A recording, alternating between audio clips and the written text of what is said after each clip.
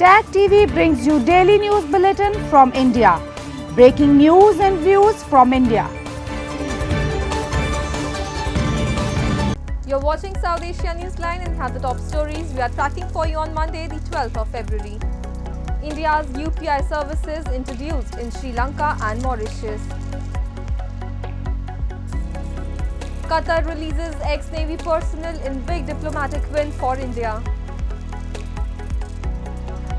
And with no clear winner in polls, coalition talks loom in Pakistan.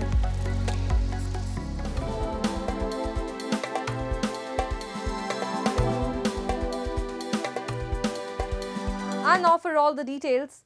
Days after UPI Unified Payments Interface was installed in France, Indian Prime Minister Narendra Modi jointly launched UPI and RuPay services in Sri Lanka and Mauritius in a virtual ceremony. The event witnessed Mauritius Prime Minister Pravind Jugnauth and Sri Lanka's President Ranil Wickremesinghe in attendance. The launch will enable the availability of UPI settlement services for Indian nationals visiting Sri Lanka and Mauritius, as well as for Mauritian nationals coming to India. PM Modi said it is an important event for the three countries in the Indian Ocean region, as it will not only strengthen cross-border transactions but also cross-border connections. Indian ocean क्षेत्र के 3 मित्र देशों के लिए आज एक विशेष दिन है। अपने ऐतिहासिक संबंधों को आज हम आधुनिक डिजिटल रूप से जोड़ रहे हैं। ये हमारे लोगों के विकास के लिए हमारे कमिटमेंट का प्रमाण है। UPI has become hugely popular for retail digital payments in India, and its adoption is increasing at a rapid pace. So far, Sri Lanka, Mauritius, France, UAE and Singapore have partnered with India for UPI. In a significant development, India on Monday secured the release of 8 former Navy personnel who were sentenced to death by Qatar government for alleged espionage. Notably, 7 veterans have returned back to India and the 8th one is expected to land soon. The Navy veterans were reportedly employed by a company based in the Middle Eastern nation, and their bail pleas were rejected several times. The capital punishment was later commuted to an extended prison term following diplomatic intervention by India's foreign ministry. Heaping praise on Indian Prime Minister Narendra Modi, the veteran said the release would not have been possible without his personal intervention.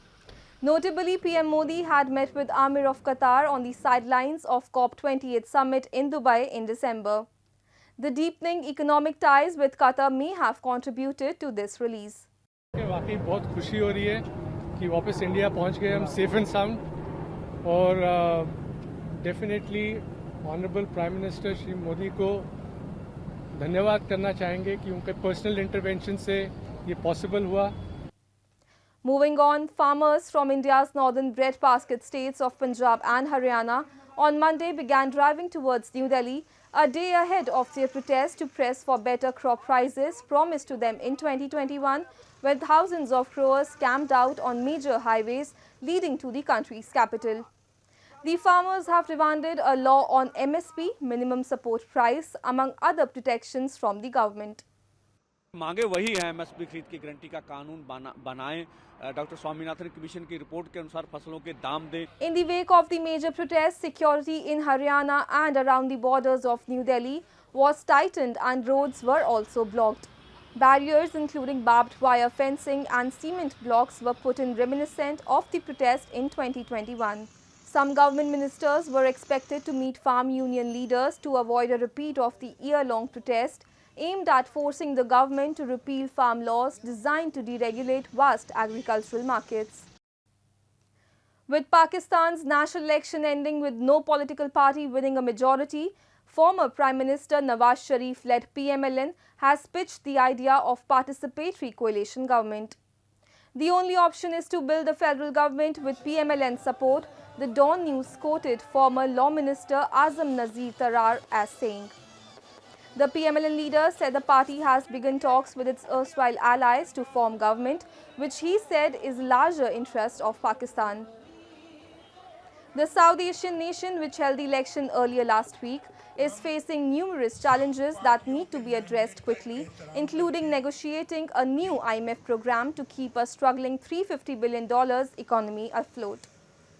With an election deadlock and bitter rivals Nawaz Sharif and Imran Khan declaring victory, the uncertainty about the future has dragged on.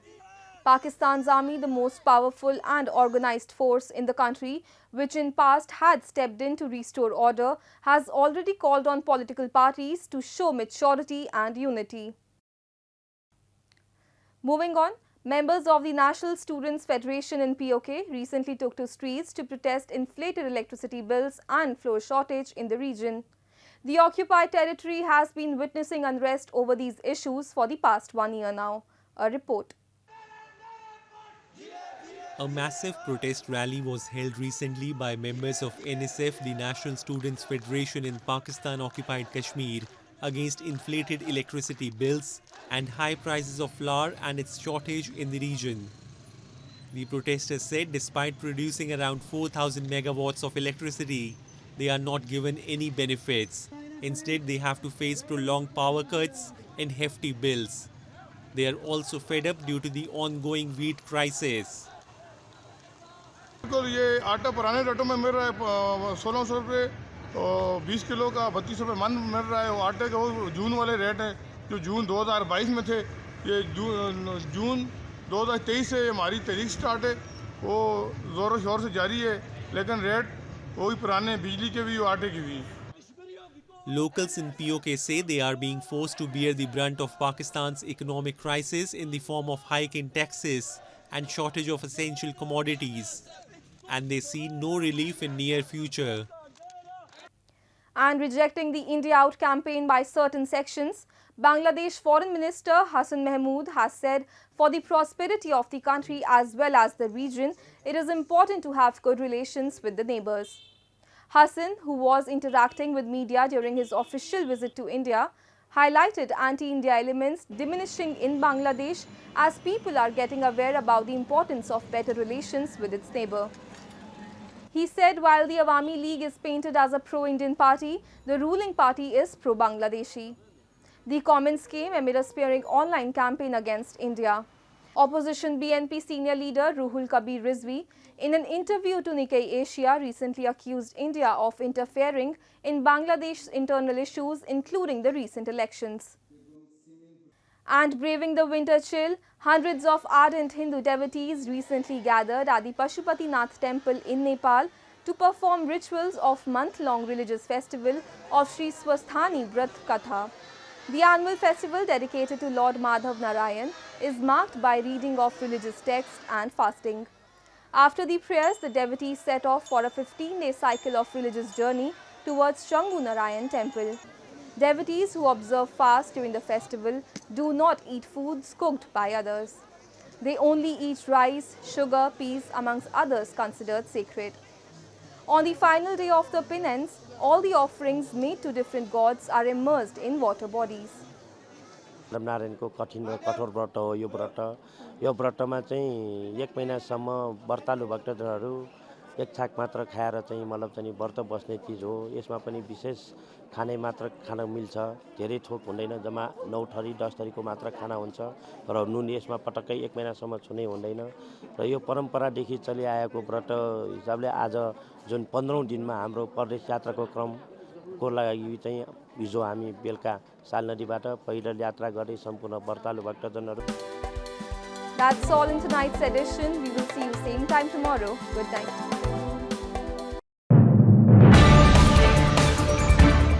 Tag TV brings you daily news bulletin from India.